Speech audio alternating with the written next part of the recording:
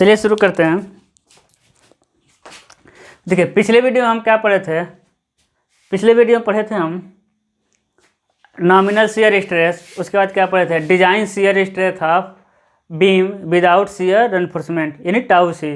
उसके बाद पढ़े थे हम design strength of RCC with shear reinforcement, उसे हम कहे थे टाउ सी मैक्स। टाउ भी कैसे निकाले थे, नॉमिनल शियर स्ट्रेस, ये बीम को क्या कर रहा था, काट रहा था। समझिए पहले कुछ पिछले चैप्टर का। टाउ भी क्या कर रहा था, बीम को काट रहा था। नॉमिनल शियर स्ट्रेस कैसे निकला था, VU/BD।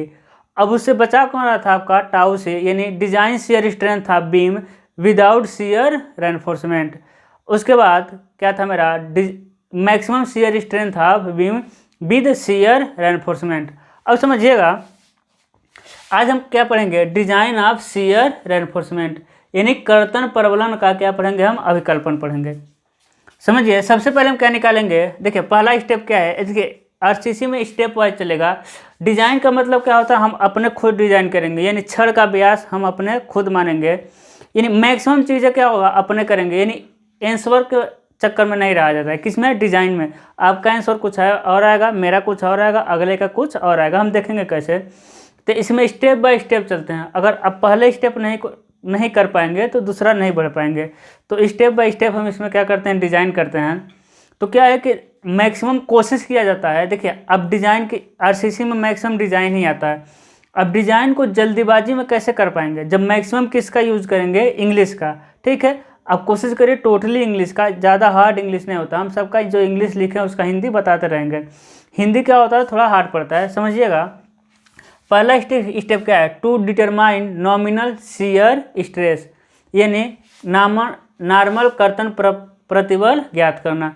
पहला स्टेप में क्या करेंगे, हम नॉमिनल शियर स्ट्रेस ज्ञात करेंगे। कैसे ज्ञात करते हैं, देखिए टाउ भी इक्वल टू VU/BD। VU क्या होता है, अल्टीमेट शियर फोर्स या फैक्टर्ड शियर फोर्स यानी चरम कर्तन प्रतिबल या फैक्टर्ड कर्तन प्रतिबल।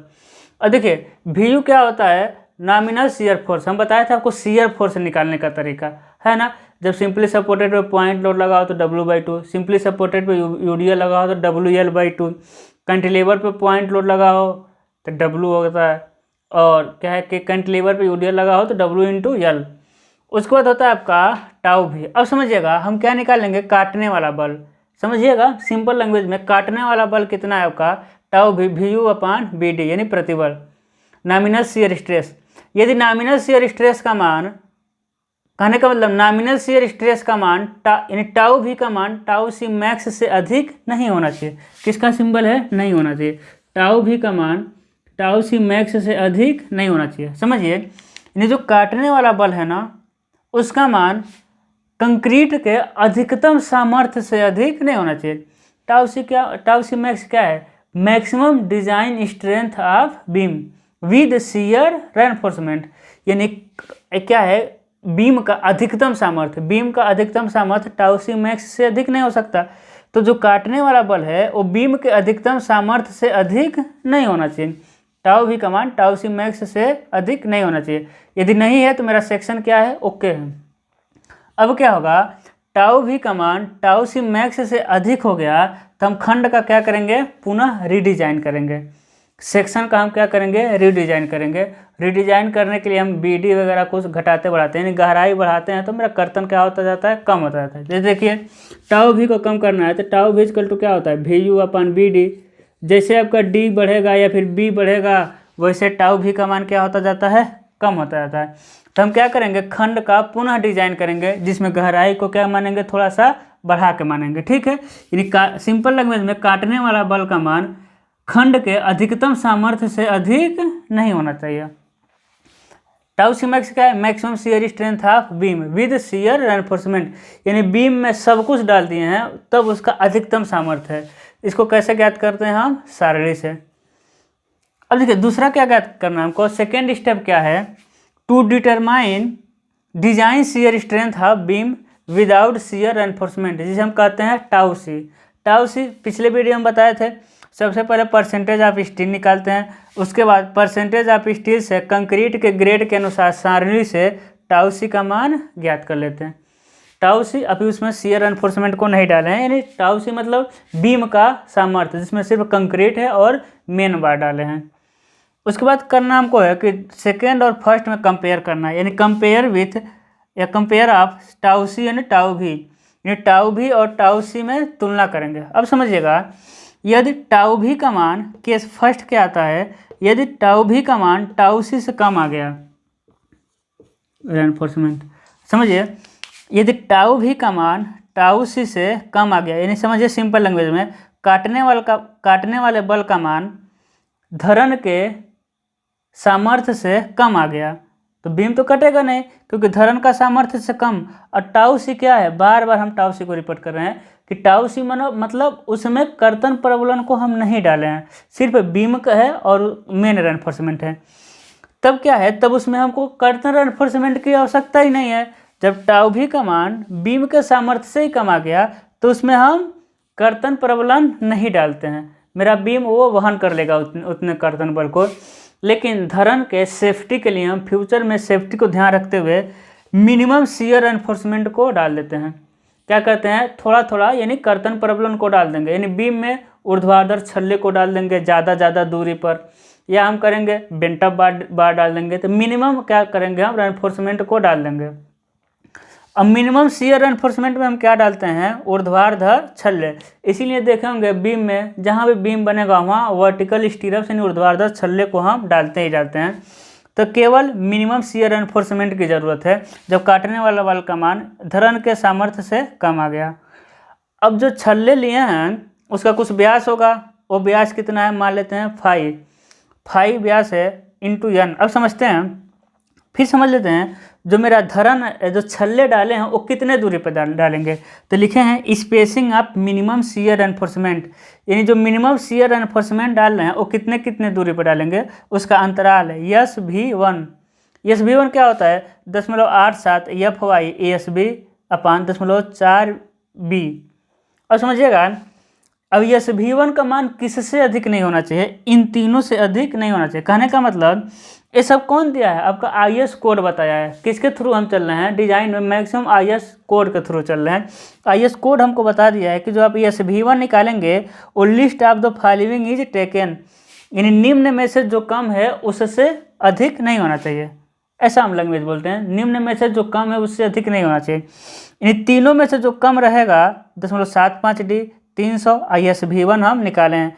इन तीनों में से जो कम होगा वही उसी को हम मान लेंगे कि छल्लों का अंतराल, इतने दूरी पर छल्ले मेरे लगे हुए हैं। अब समझिए ESV क्या है, ESV देखिए ESV क्या है, ESV क्या है, area of vertical stirrups. Phi क्या है, फाई है डाया ऑफ वर्टिकल स्टीरअप्स, कितना होता है मेरा 6 से 12 में, है ना। वर्टिकल स्टीरअप्स का अंतराल कितना होता है, 6 से 12 mm। अब समझिएगा n क्या है, नंबर ऑफ लेग, लिखे है ना, नंबर ऑफ लेग, टांगों की संख्या। अब देखिए टांगों की संख्या क्या होता है, जो मेरे ऊर्ध्वाधर छल्ले आते हैं वो कई आकार के आते हैं। कितने आकार के, देखिए उसका तो डाया होता है 6 से 12 में, लेकिन कितने आकार के होते हैं समझिएगा। पहला क्या है आपका, एक टांग वाले छल्ले यानी 1 लेग्ड स्टीरअप्स। देखिए ये क्या हो गया आपका 1 लेग्ड, नहीं समझ आया होगा। अब देखिए आपको समझ आ जाएगा, जो मैक्सिमम यूज करते हैं 2 टांग वाले छल्ले, 2 लेग्ड वर्टिकल स्टीरअप्स। देखिए आपका छल्ला तो ऐसे ही रहता है ना, यहाँ क्या रहेगा, चारों कोनों पे छड़ है ना, नीचे आप कितना भी छड़ डाल सकते हैं। ये देखिए इसका एक टांग ये हो गया, ये टांग ये हो गया, यानी 2 टांग वाले हो गए आपके छल्ले, ठीक है। इसी तरह 3 टांग वाले छल्ले क्या हो जाएंगे, 3 टांग वाले छल्ले। देखिए सबसे पहले 2 बना दीजिए, है ना। सबसे पहले किसको बना देना आपको, 2 टांग वाले छल्ले और बीच में सिंगल वाला डाल देना, यहाँ छड़ यहाँ छड़, है ना। 1 टांग वाले, 2 टांग वाले, 3 टांग वाले, 4 टांग वाले भी चलिए बना दे रहे हैं। चौथा हो जाएगा आपका 4 टांग वाले छल्ले। देखिए एक स्टीरअप्स इधर का आ जाएगा, एक स्टीरअप्स इधर का आ जाएगा, ये हो जाएगा आपका छड़ों मेन बार, है ना। अब देखिए 1 2 3 और 4, तो ये क्या होगा आपके 4 टांग वाले छल्ले। तो एरिया कैसे निकालेंगे, π/4 फाई का स्क्वायर। फाई हम वर्टिकल स्टेप्स को मानते हैं 6 से 12। उसके बाद n क्या है, नंबर ऑफ लेग्ड मतलब टांगों की संख्या, जितनी टांगों की संख्या रहेगा उसी से हम गुणा कर देंगे। हम किसको मैक्सिमम लेते हैं, 2 टांग वाले छल्लों को। इनमें से जो कम होगा उसी को हम क्या कर लेंगे, शियर एनफोर्समेंट। देखिए अब डिजाइन करेंगे तो या तो आपका केस फर्स्ट आएगा या फिर क्या आएगा, केस सेकेंड आएगा। तो इन दोनों में से हमको एक ही करना है, पहला से स्टेप दूसरा स्टेप तो करना ही है। तीसरा में क्या करेंगे, हम चेक कर लेंगे या तो केस फर्स्ट आएगा या केस सेकेंड आ जाएगा। केस फर्स्ट आता है तो बहुत अच्छी बात है, आपका न्यूमेरिकल ईजी हो जाएगा। अब केस सेकेंड आता है तो समझिएगा, यदि काटने वाला बल यानी टाउ भी का मान टाउ सी से अधिक हो गया, ठीक है, यानी जो बीम का सामर्थ्य था बीम के सामर्थ्य से अधिक हो गया, तब हमको क्या डालना पड़ेगा, कर्तन छड़ डालना पड़ेगा। अभी तक टाउ सी क्या है जिसमें हम कर्तन छड़ को नहीं डाले हैं। अब देखिए लिखे हैं शियर एनफोर्समेंट इज रिक्वायर्ड या नीडेड। अब उसमें हमको कर्तन प्रबलन की आवश्यकता है यानी ज़रूरत है। कर्तन प्रबलन तो डालेंगे ही डालेंगे, उसके साथ साथ हम मिनिमम शियर एनफोर्समेंट डालेंगे। मिनिमम शियर एनफोर्समेंट हम हमेशा डालेंगे। अब समझिए लिखे हैं using 5 mm dia of shear reinforcement, S भी निकालेंगे। स्पेसिंग ऑफ शियर एनफोर्समेंट हम जनरल वाले की बात कर रहे हैं, क्या हो जाएगा 0.87 FY/VU/S। ये फार्मूले हम सब पीछे पढ़ा चुके हैं पिछले वीडियो में। अब समझिएगा VUS क्या है, आपका कर्तन बल है। इतने बल के लिए हमको डिजाइन करना है तो VUS क्या आता है, VU माइनस VC। VC क्या होता है, टाउ सी इंटू BD। कहने का मतलब समझिएगा टोटल फोर्स अल्टीमेट, यहाँ बता रहे हैं अल्टीमेट फोर्स कितना आ रहा था आपका VU, लेकिन VU का कुछ भाग समझिएगा, कुछ भाग कौन सा ले लिया है, मेरा कंक्रीट वाला ले लिया है, तो बचेगा जितना VUS। अब समझिएगा काटने वाला टोटल फोर्स कितना आ रहा था आपका VU, है ना। देखिए एक क्या था, बीम था, इधर से क्या लगा था आपका VU। काटने वाला मैक्सिमम फोर्स कितना था, VU था। अब समझिएगा इस VU का कुछ भाग, कुछ फोर्स को कौन ले लिया है, मेरा कंक्रीट ले लिया है। तो जितना बचा उतने के लिए हम शियर एनफोर्समेंट डालेंगे। तो कितने के लिए बच रहा है, VU में से घटा देंगे जो कंक्रीट मेरा फोर्स लिया है, टाउ सी इंटू BD। देखिए टाउ सी मान लीजिए कैसे निकालते हैं, VC/BD मान लेते हैं। तो देखिए VC क्या है, कर्तन बल कंक्रीट द्वारा लिया गया, कैसे हो जाएगा, बल बराबर प्रतिबल गुणित क्षेत्रफल। इसीलिए आता है आपका, ये भी बल है क्योंकि हम कभी भी प्रतिबल को जोड़ते घटाते नहीं हैं। हम किसको जोड़ेंगे घटाएंगे, हमेशा बल को जोड़ते घटाते हैं। तो VU चरम बल लग रहा था, काटने वाला बल, उसको कौन रोका है आपका, कुछ आपका सिर्फ धरन रोका, शियर एनफोर्समेंट नहीं उसमें है, सिर्फ धरन कितना बल ले लिया, टाउ सी इंटू BD। तो सिर्फ जितना बचा VUS, यानी VU में से VC घटा देंगे तो VUS जितना बल बचा उतने के लिए हम क्या करेंगे, डिजाइन करेंगे। तो हम यहाँ लिख सकते हैं नेट शियर फोर्स यानी VUS। इसी के लिए हमको क्या करना है, जनरल शियर एनफोर्समेंट यानी शियर एनफोर्समेंट हम डालेंगे इसी बल के लिए, है ना। अब क्या करेंगे, निकाल लेंगे हम SV2। अब जो SV2 होना चाहिए वो किससे अधिक नहीं होना चाहिए, list of the following is taken, यानी इनमें से जो अधिक है ना चारों में से, उससे अधिक नहीं होना चाहिए, सॉरी इनमें से जो कम है उससे अधिक नहीं होना चाहिए। तो इसको हम निकाल के देख लेंगे। कहने का मतलब चारों में से जो कम होगा वही आपका क्या हो जाएगा, SV2। वही क्या हो जाएगा आपका spacing of shear reinforcement 0.75D 300 और SV1 अब SV1 कैसे निकालेंगे, SV1 हम पीछे निकाल चुके हैं, हम यहाँ क्या करेंगे, निकाल लेंगे, क्योंकि इस स्टेप को करना नहीं है, या तो इस स्टेप को करेंगे या फिर इस स्टेप को करेंगे। इस स्टेप को करेंगे तो इसको नहीं, इसको करेंगे तो इसको नहीं, इसीलिए हमको SV1 निकालना पड़ेगा। उसके बाद हम जो मिनिमम रेनफोर्समेंट डालेंगे, अब मिनिमम रेनफोर्समेंट कहाँ डालेंगे, अब कितने दूरी पे 0.87 FY/ESB, वो भी किससे कम, तीनों में से जो कम होगा वही आपका हो जाएगा स्पेसिंग ऑफ मिनिमम रेनफोर्समेंट। देखिए ये क्या था आपका डिजाइन ऑफ शियर रेनफोर्समेंट। आपको इसी तरह चलना है, इसी स्टेप बाय स्टेप। कहने का मतलब ज़्यादा स्टेप नहीं है। पहला स्टेप है टाउ भी ज्ञात करना, दूसरा स्टेप टाउ सी ज्ञात करना। दोनों को कंपेयर कर देंगे, या तो केस फर्स्ट मिल जाएगा या फिर केस सेकेंड मिल जाएगा। अब देखिए आपको 100% नहीं समझ आएगा, अभी आपका एक न्यूमेरिकल या फिर दो न्यूमेरिकल की ज़रूरत नहीं पड़ेगा, एक ही न्यूमेरिकल हम इतना डिटेल से आपको बता देंगे कि आपका पूरा कन्फ्यूजन दूर हो जाएगा।